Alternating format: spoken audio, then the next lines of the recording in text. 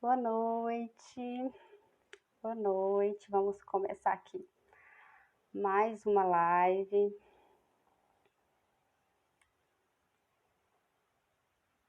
E hoje, nosso tema, nosso assunto é como não fazer escola em casa, ou o que é escola em casa, o que isso implica nas questões da frase, né? Escola em casa, o que é isso? Então, para quem está chegando, meu nome é Lise, eu sou mãe homeschooler de 4 crianças, Ana Clara, a Catarina, o Gabriel e o Pedro. Também sou organizadora aqui do Caminho Vivo, um currículo gratuito para famílias homeschoolers, famílias educadoras. Estamos aí há um tempinho nessa jornada de homeschool. Sejam muito bem-vindos aqui, né, no nosso bate-papo de hoje. Então, como eu já tinha adiantado, né, a frase não faça escola em casa, né? Educação domiciliar não é escola em casa, não traga a escola para dentro da sua casa, não faça da sua casa uma escola. Quantas vezes vocês também já ouviram essa frase, né? Quantas vezes vocês já leram essas frases nas redes sociais, mas será que a escola é tão ruim assim? Será que não há nada na escola que a gente possa aproveitar desse modelo de escola? Será que não há nada que a gente possa trazer? Será que as pessoas que estão falando não faça escola em casa estão cientes da profundidade dessa frase, né? Eu trouxe esse tema aqui porque eu ouvi essa semana várias vezes essa frase, e a gente ouve com frequência, eu sei que vocês também, né?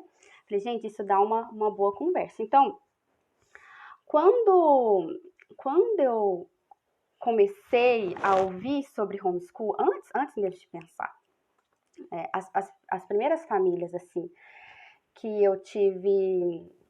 Oi para todo mundo que tá me mandando oi. As primeiras famílias, assim, que eu tive contato com, que fizeram homeschool, assim, há muito tempo atrás, antes de eu pensar nos meus filhos, né? Então, geralmente, essas famílias, assim, eram famílias que tinham um motivo bem particular para fazer homeschool. As que eu conheci eram filhos de missionários, né?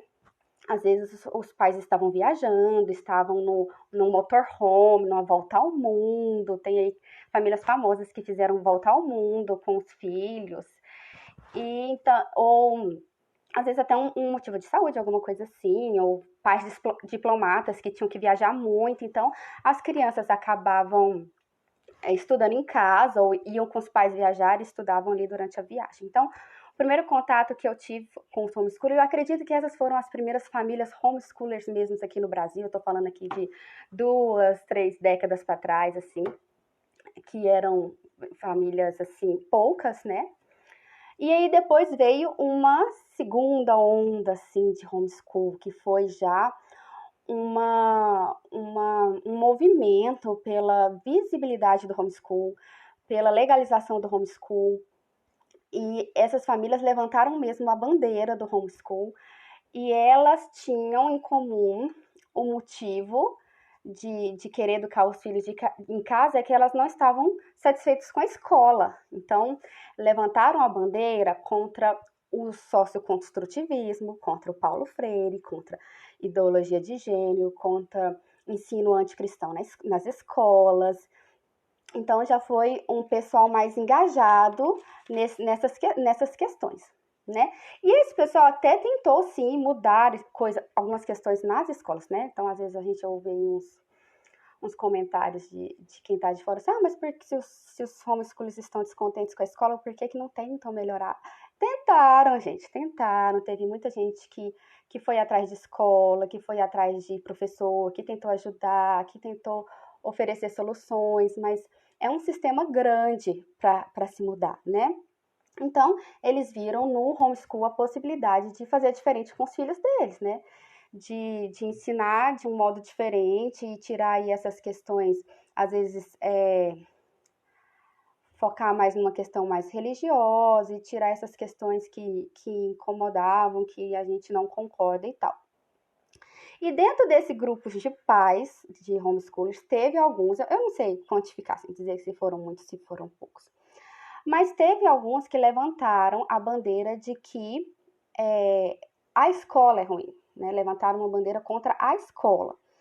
E eu mesma já cheguei a ouvir que toda escola é ruim, que toda criança educada na escola não vai ter uma educação completa, ou ao extremo de ouvir que uma criança educada na escola vai ficar burra, vai ser uma analfabeta funcional com certeza, que as escolas não têm qualidade. Então, houve esse extremo também, sabe? Que a ideia de que toda criança que está ali dentro da escola, ela está fadada a um futuro sem conhecimento, né? E aí, daí se começou essas frases, né? Vamos fazer homeschool, mas não vamos fazer escola. Não vamos trazer a escola para nossa casa. Não vamos repetir o modelo da escola, porque esse modelo fracassou. Esse modelo não é bom, então a gente não pode trazer nada disso para nossa casa. Nós temos que desescolarizar nossas crianças, nós temos que desescolarizar nossa mente e tal. E aí até aí tudo bem, né? Até aí tudo bem. Então as pessoas começaram a chegar, pessoas novas começaram a chegar nesse mundo aqui, nessa bolha que é o homeschool.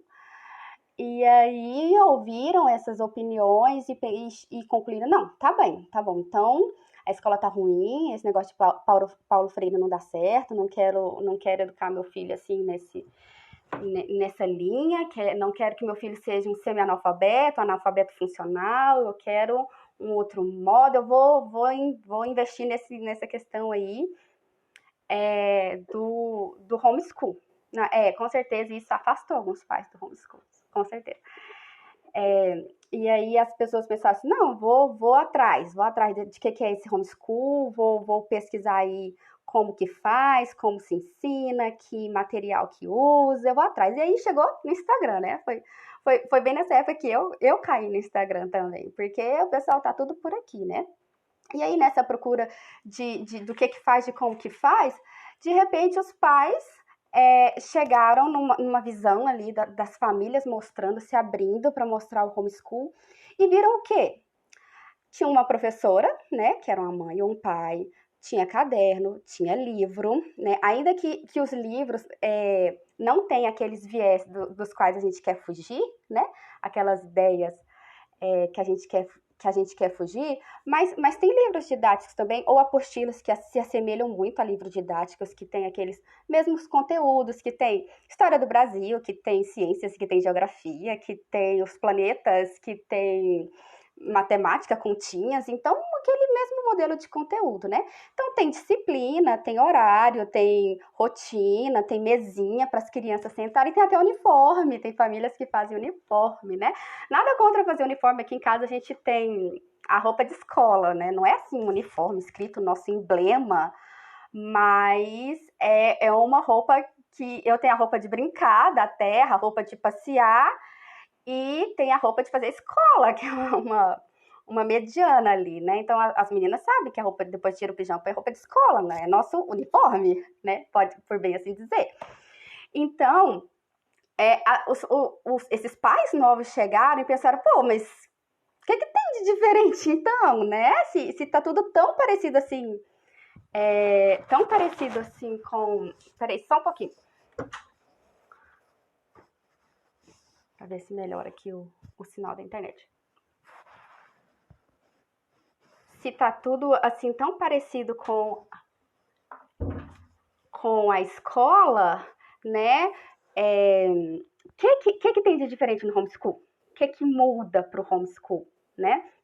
O que homeschool tem de especial? É só porque não é construtivista? É só porque não tem Paulo Freire?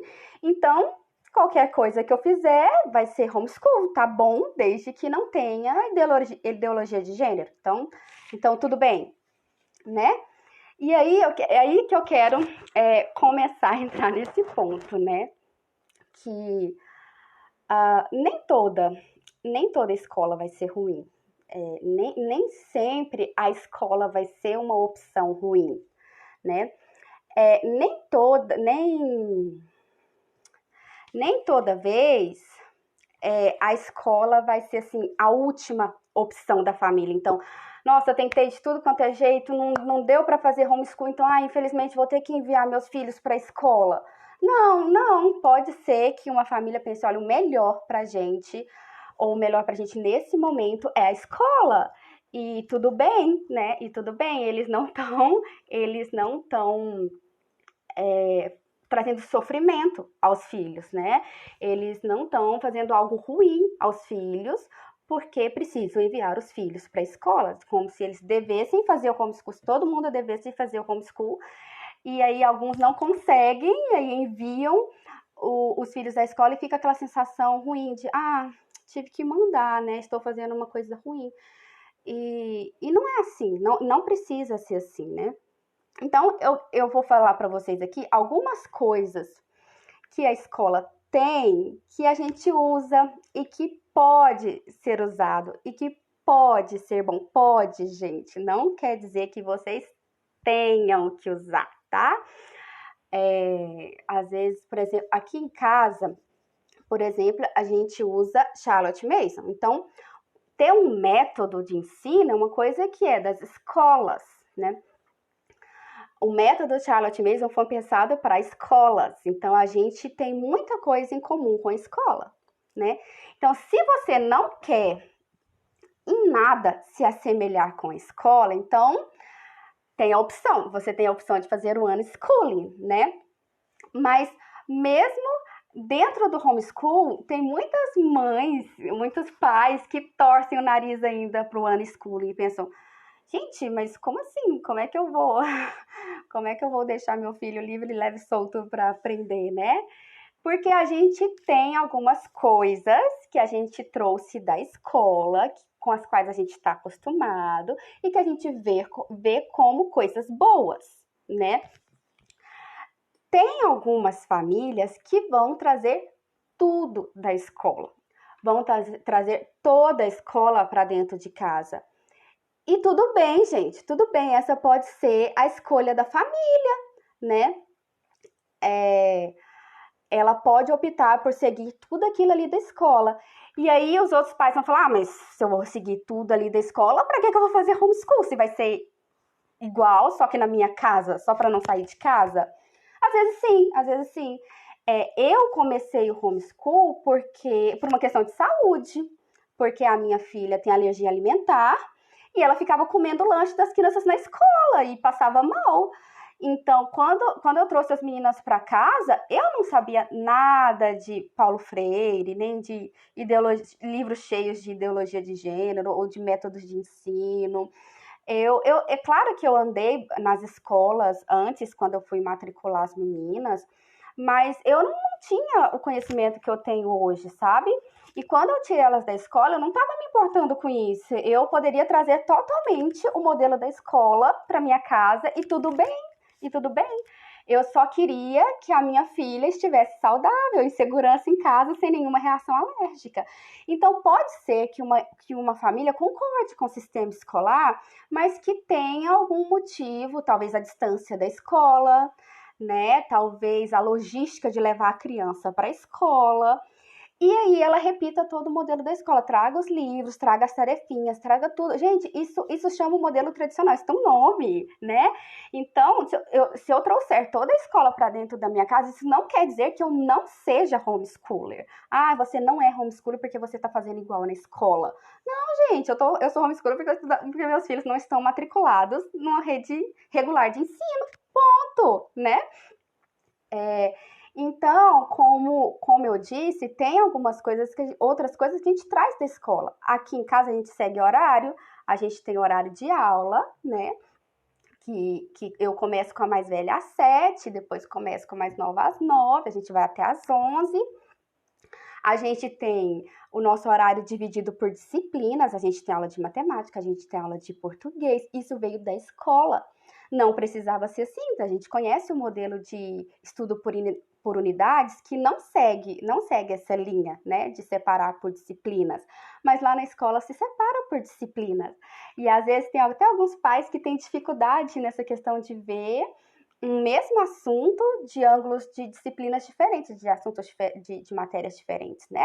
Ver de um mesmo assunto ali, história, geografia e português e matemática dentro de uma coisa só. Porque lá na escola é tudo fracionadinho e eu posso fracionar também na minha casa se eu optar por isso. Ah, Liz, eu acho melhor fazer o estudo de unidade, porque numa coisa eu vejo tudo. Gente, beleza, muito bom. Eu acho estudo de unidade muito difícil de fazer. Eu acho que exige a gente preparar muita aula. Mas você está disposto? Você acha isso legal? Nossa, vai em frente, faz isso mesmo. Eu vou ficar aqui com as minhas matérias divididas e tudo bem, sabe? Então, a gente tem livros, como tem na escola. A gente tem cartilhas, como tem na escola, a gente tem livros didáticos, como tem na escola, porque a ideia de pegar um livro e fazer uma cartilha, de pegar vários assuntos e colocar dentro de um livrinho só, de um livro didático, isso é da escola. Antes disso, cada livro tem seu assunto. Então, aqui em casa, a gente não usa isso. Aqui em casa, a gente não usa esse sistema de livro didático, onde um livro tem vários assuntos. Eu não tenho um livro de ciências aqui com as minhas filhas, que a gente vai estudar os animais, depois vai estudar as plantas, depois vai estudar os ambientes. Não. Eu tenho um livro sobre animais, um livro sobre plantas, um livro sobre ambientes. Mas uma família pode optar por usar os livros didáticos tal qual na escola. Não tem problema, se essa for a opção de vocês, tá tranquilo. Né? Isso não faz vocês menos homeschoolers do que eu, né? Ter disciplina, né? Ter disciplina de fazer as coisas tudo certinho, de ter tudo organizado, de ter pastas, de ter material, de ter quadro negro. Gente, eu tenho quadro negro em casa, acho ótimo, né? De ter data e férias em julho. Quem fez isso? O nosso sistema de escola brasileiro, né? Porque férias em julho, nem nos outros países o sistema de férias não é assim, a gente segue.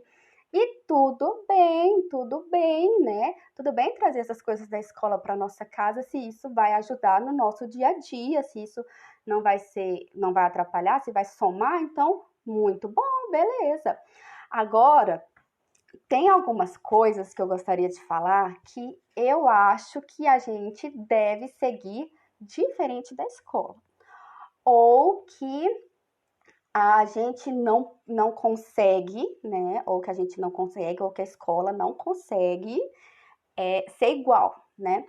E a primeira coisa que eu acho que é diferente é o respeito à individualidade da criança, né? E isso o homeschool proporciona muito mais. Então, gente, tem muitos professores bons. As nossas escolas ainda têm professores bons. Tem professor que se esforça, tem professor que fica de madrugada preparando material, tem professor que estuda muito, muito além do que a graduação ofereceu para ele, que pesquisa, que vai atrás, que tira do próprio bolso para fazer a atividade das crianças. E aí, quando esse professor bom encontra uma criança que não está andando, quando o professor bom encontra uma criança que não está andando conforme o fluxo da escola, ele se esforça para ajudar essa criança e tentar oferecer uma atenção mais individualizada. Nem sempre ele consegue, às vezes a escola consegue oferecer um segundo professor para auxiliar, né? As crianças que têm ali alguma deficiência e tal. Nem sempre dá e às vezes a escola consegue sim oferecer. Mas mesmo que esse professor consiga, que se esforce por esse aluno, mesmo que o professor tenha alguém com esse aluno, ou que o professor olhe com cuidado para um aluno que não, como eu disse, não anda como um fluxo. Isso não quer dizer só as crianças que têm dificuldade, pode ser uma criança que tem muita facilidade também em alguma determinada atividade, algum determinado assunto. Então, mesmo que o professor seja muito bacana e tente ajudar, ele não vai conseguir trabalhar individualmente com essa criança. E não é porque falte-lhe desejo ou às vezes falte material, não. É porque o objetivo dele vai ser que essa criança ande conforme o fluxo. Então, ou não afete o fluxo. Então, se eu tenho uma criança que está atrasada em relação à turma, que está mais devagar do que a turma, então o professor vai ali, vai trabalhar com ela, vai oferecer reforço para ela andar junto com a turma, né? E se eu tenho uma criança que vai à frente, eu vou oferecer uma coisa a mais para ela, para que ela não destoie muito da turma, né? Para que ela não se sinta a parte da turma. Então, o objetivo final vai ser o bom andamento da turma, tá? Não estou dizendo que os professores não olhem pelas crianças enquanto pessoas em sua individualidade, não é isso. Eu estou querendo dizer que eles estão inseridos num sistema em que todo mundo precisa caminhar junto. Mesmo quem está um pouquinho à frente, mesmo quem está um pouquinho atrás, eles vão ali de mão dadas e vão caminhando juntos. Então, essa é uma alimentação que a escola tem que o homeschool não tem. No homeschool, a criança pode ditar o ritmo, né?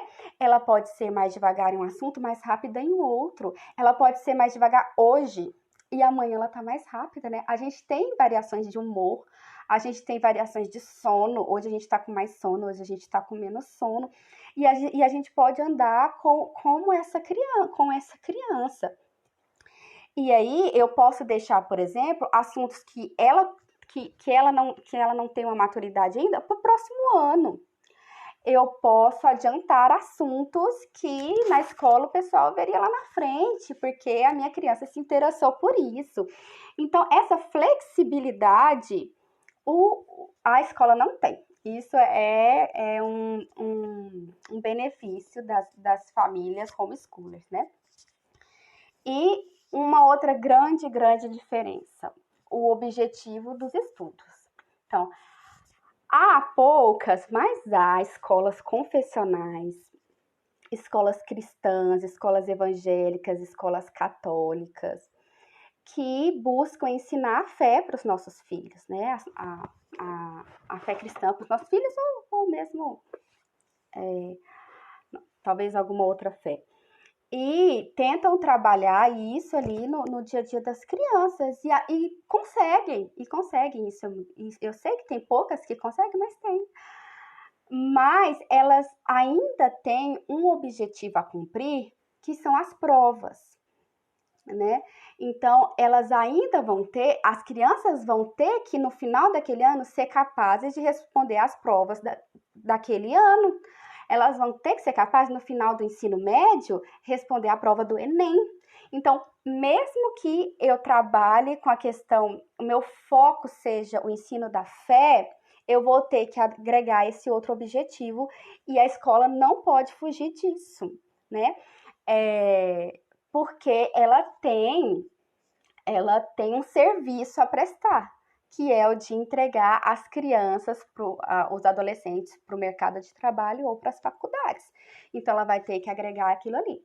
Já no homeschool, a gente pode diminuir esse peso, né, de ter que completar uma prova, né? A gente não precisa que o objetivo da nossa educação seja a prova. A gente pode focar só em ensinar Deus às nossas crianças. E aí ensinar tudo sobre as disciplinas com foco em Deus.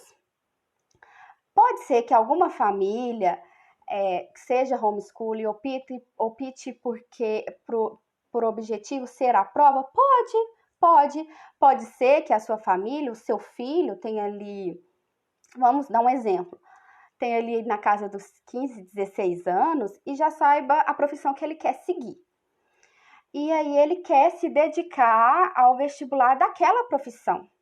E aí a família opte por ele fazer o ensino médio em casa e se dedicar para a prova, aprendendo conhecimentos que são específicos tanto da prova como da faculdade que ele vai seguir, né? Esse pode ser um objetivo também.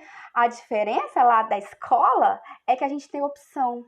A gente pode ora ensinar a nossa fé, ora ensinar para uma prova. Eu posso ensinar a vida toda da criança com foco no conhecimento de Deus, no foco conhecimento da verdade, com foco nas virtudes.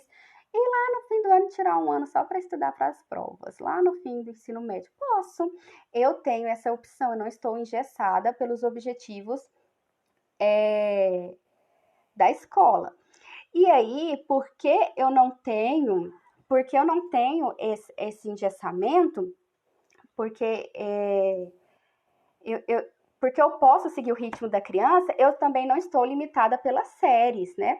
É uma coisa até difícil, assim, para os pais homeschoolers, quando eu falo pro pessoal que conversa comigo, como é que a gente fala sobre as séries? Eu fala a série da idade. Então, seu filho tem 6 anos, está no primeiro. Seu filho tem 8, tá no terceiro, fala isso aí, porque a gente anda nos conteúdos muito diferentes, né? Então, eu posso, e aí começa a aparecer algumas limitações que a escola trouxe pra gente, né? Que é o que a gente fala da nossa mente escolarizada. Então, às vezes as mães ficam preocupadas, né, quando vem o Caminho Vivo. Mas que série que eu vou começar com meu filho? Onde é que ele tá nessa história? Uma vez a mãe veio conversar comigo, explicou a situação do filho dela, tudinho e tal. E eu falei, olha, no caso do seu filho, eu sugiro que você volte com ele no primeiro ano, estude as leituras do primeiro ano com ele. Depois, lá na frente, a gente reorganiza o currículo dele e ajeita os conteúdos para ele caminhar mais próximo das outras séries que o Caminho Vivo norteia, né?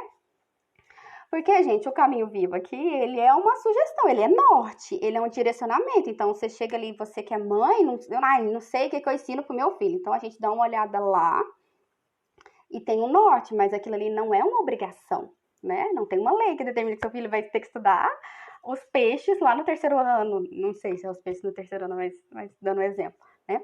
E aí, quando eu falei com essa mãe, para ela voltar no primeiro ano, aí ela falou bem assim, mas eu não posso voltar no primeiro ano com meu filho, porque meu filho já tá lá, não sei que, no segundo, terceiro, não sei, já tá em tal série, e aí ele vai ficar atrasado. E aí, gente, não existe criança atrasada no homeschool. Não existe criança atrasada no homeschool. Então, às vezes você pode olhar para outra família e ver que, não sei, as crianças estão estudando um conteúdo bem mais difícil, bem mais complicado, fazendo umas experiências bem mais difíceis que seu filho da mesma idade. Ou as crianças lá na outra família estão lendo com uma fluência que o seu filho da mesma idade não tem. Ou as crianças lá na outra família estão vendo química, física, biologia, e seu filho ainda não vê isso. Mas, como eu disse, é a criança que está ditando o ritmo. Não é a gente, né? Então, a gente oferece variedade, a gente oferece um caminho para a criança ir progredindo, né? Mas a gente tem que observar o individual, observar as dificuldades e ir crescendo com a criança. Então, se a criança está crescendo, se você começou ali com a alfabetização, agora o seu filho já lê, então ela está progredindo, ela não está atrasada.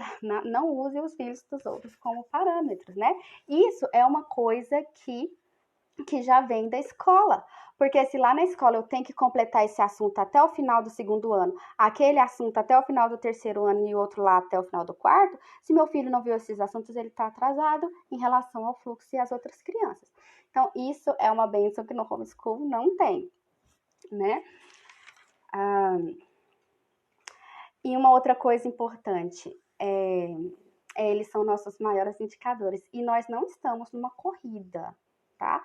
Não é uma competição de quem lê primeiro, de quem decora todas as orações primeiro, todos os poemas do Olavo Bilac primeiro.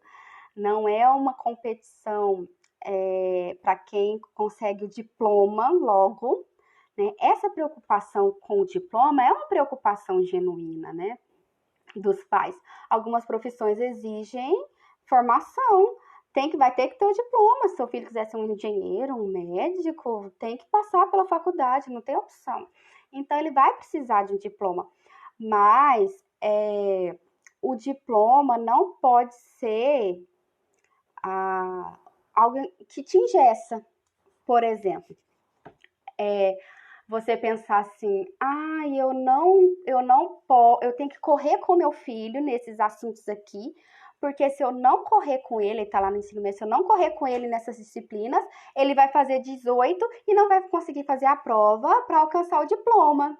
Então, tá vendo como a gente engessou, né? Engessou na questão do diploma. O diploma é importante?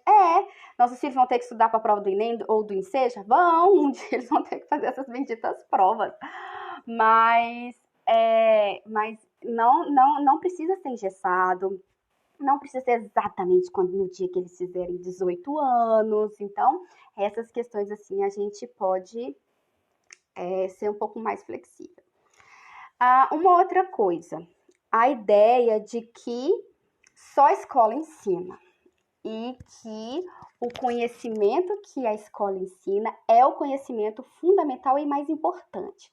Que o que está ali na listinha da BNCC é o que seu filho tem que saber. O que está fora dali não é importante, se não alcançou aquilo ali, então está faltando, né? Há várias formas da gente, uma pessoa... Na verdade, o que eu quero dizer é que o conhecimento não está na escola. O conhecimento está nas pessoas, nos professores que estão ali na escola. E há várias formas das pessoas transmitirem conhecimento, né? Elas podem fazer o conhecimento falando, tal qual os professores fazem na escola, dão uma palestra, ou como eu estou falando aqui com vocês, a gente está transmitindo conhecimento. Estou transmitindo ideias para vocês. Ela pode mostrar esse conhecimento fazendo, né? Eu posso mostrar como se faz, eu posso mostrar como eu construo alguma coisa, faço um artesanato, eu posso ensinar você na prática a fazer, isso é uma forma de transmitir conhecimento. E eu posso escrever um livro, né? E eu acredito que todo conhecimento, né, grande parte do conhecimento da humanidade aí para trás já está em livro. Se não está em livro, está no Google, né? Mas eu sou mais fã dos livros. Então, esse conhecimento já está nos livros. E a gente tem esses livros ao nosso alcance. Então, sabe aquela dúvida de como é que eu vou fazer para ensinar física, química com o meu filho? Que a gente não consegue entender porque a gente pensa que só a escola consegue transmitir esse conhecimento. E a gente esquece que lá na faculdade... O professor chegou lá para o aluno e falou assim, olha, lê esse livro aqui do físico tal, o físico que aprendeu por meio de experiências, observação e tal. Esse físico escreveu um livro, aí você vai ler o livro dele e vai aprender. Não posso dizer isso de todas as aulas nas faculdades, mas pelo menos na minha faculdade, que é da área da saúde, muitas aulas foram assim. Pelo menos aquelas aulas do ciclo básico, sabe, de bioquímica, de anatomia. Minha filha, pega o livro e decora, pega o livro e lê. E tinha professor que falava assim, olha, o livro é esse aqui, a prova é tal dia. Sabe, a gente que fosse estudar. Claro que eu cheguei lá na época, como é saúde, o meu curso, que teve alguém para me demonstrar a prática da profissão. Eu tive essa aula, a aula de enfermagem prática. Mas o conhecimento estava nos livros. Se eu pegasse ali o tratado de enfermagem, eu tinha alguém que escreveu aquilo. Então, nós temos o apoio dos livros, né? Eu acho engraçado que nessa questão de conhecimento, eu falei aqui que a gente às vezes limita o conhecimento à escola, acho que tudo está na escola, que ninguém se pergunta por que lá na escola não se ensina a costurar. Por que lá na escola não ensina a fazer queijo?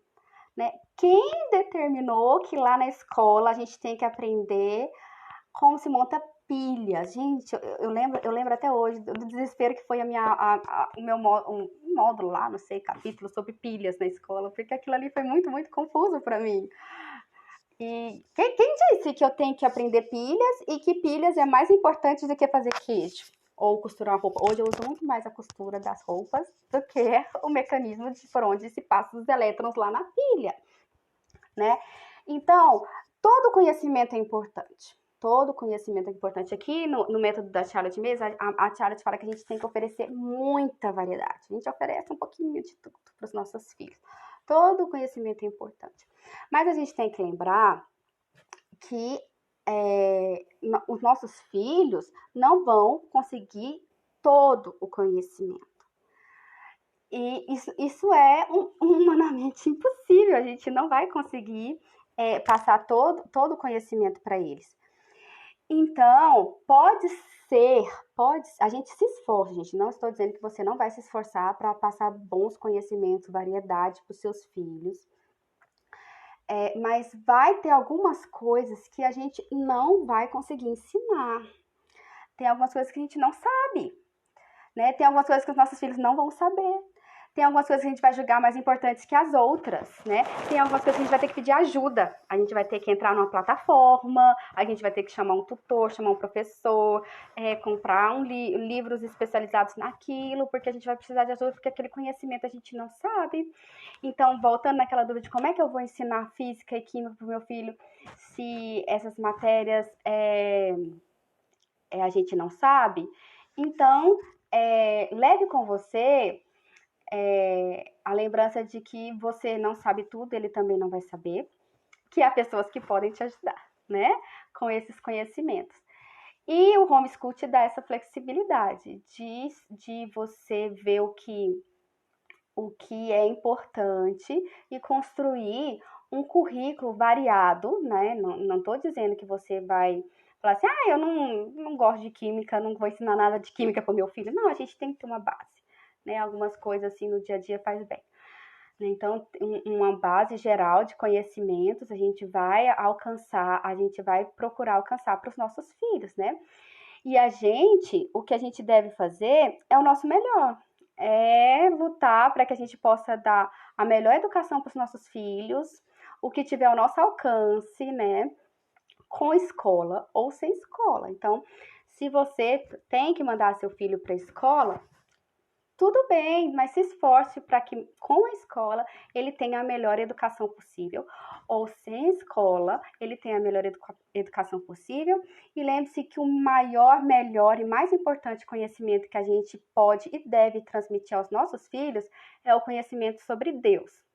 E esse conhecimento com escola, com igreja ou sem igreja, é pai e mãe que devem ensinar. É pai e mãe que vai ensinar. Então, mesmo que seu filho vá à escola, vai ter isso aí que você vai ter que ensinar para eles, que é o conhecimento sobre Deus, que é o conhecimento mais importante que eles precisam ter. E pelo menos aqui na minha casa, eu e meu marido, a gente considera que se minhas filhas aprenderem as verdades sobre Deus, e algumas verdades sobre Deus incluem a matemática. Então, algumas verdades sobre Deus incluem a criação. Então, se as minhas filhas aprenderem as verdades sobre Deus, então a gente fez um bom trabalho, a gente alcançou o nosso objetivo, tá? Bem, gente, era isso que eu queria falar com vocês. Deixa eu olhar. Olha, não extrapolamos o tempo, então, se tiverem alguma pergunta, eu posso responder, enquanto a gente tem aí 10 minutos. Eu vi que alguém perguntou sobre provas, então... Tem algumas famílias que fazem provas. Eu já vi algumas famílias aqui no Instagram que fazem provas e sisteminha de prova para que a criança acostume à prova, né? Então, às vezes, sei lá, eu estou pensando aí, talvez, fazer o ensino médio na escola. Pode ser uma opção. Depois ele se preparar para o vestibular, quando ele quiser fazer um vestibular, é uma opção.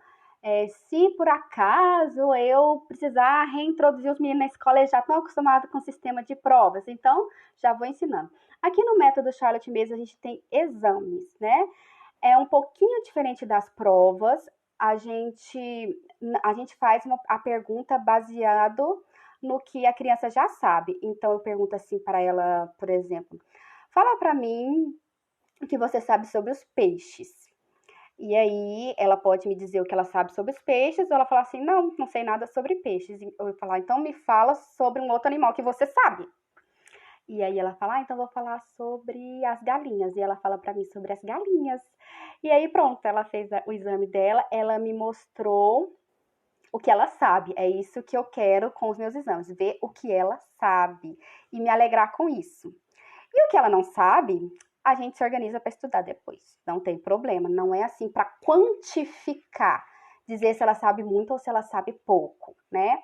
Mas comemorar com ela o que ela aprendeu durante o ano. Então eu pergunto assim para ela: o que você aprendeu sobre a história de Moisés lá na Bíblia? E ela vai me contar, e ali ela vai contando, e eu vou vendo o quanto ela reteve das aulas, o quanto ela aprendeu, se eu preciso voltar naquele assunto ou não, se eu posso continuar. Então é mais ou menos isso assim. Não tem nota, não tem, sempre vai todo mundo bem.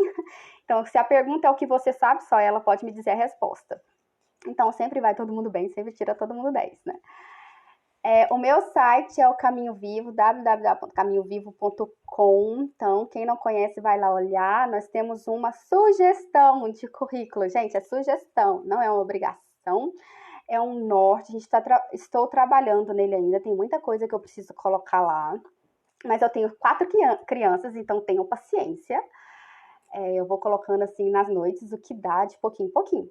Então, aos poucos eu tô colocando os livros tudo lá. Mas tem aqui a página do Guia Caminho Vivo, que eu tô sempre por aqui o dia todo, porque o Instagram, assim, é mais fácil da gente acessar, responde uma pergunta aqui e ali, enquanto a gente tá aqui na rotina com as crianças. Então, que eu tenho aí tentado ajudar as mães que estão aí nessa luta de que eu ensino para o meu filho agora. Né? Gente, muito obrigada a todos que assistiram, que estiveram aqui comigo, que me deram um oi, que me deram os parabéns. Eu fico muito contente, tá? De ter vocês aqui. E sigam acompanhando aí a nossa página, o Guia Caminho Vivo, tá? Um abraço!